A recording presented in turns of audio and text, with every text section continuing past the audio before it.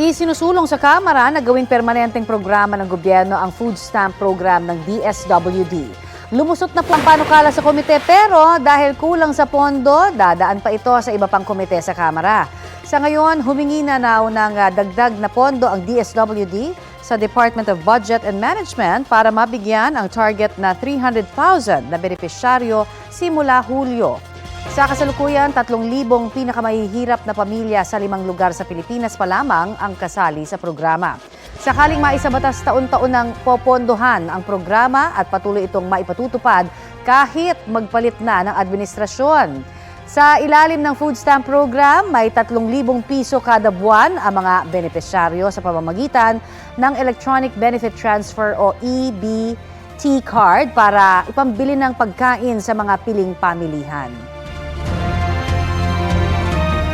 Sa isinusulong ang panukala sa Kamara kahit matapos ang termino ni Pangulong Bongbong Marcos, mananatili pa rin ang food stamp program ng pamahalaan. Ang sabi kaya dyan ng netizens? Walang problema dyan si Wilma Santos. Basta raw ba siguro na karapat-dapat ang mga makikinabang. Sabi naman ni Rachel Lozano, dapat prioridad ang pagbibigay ng trabaho. Unfair daw kasi sa mga minimum wage earner na hindi benepisyaryo ng programa. Tulad ni Rachel, ganyan din ang saloobin ni Jonathan Del Carmen.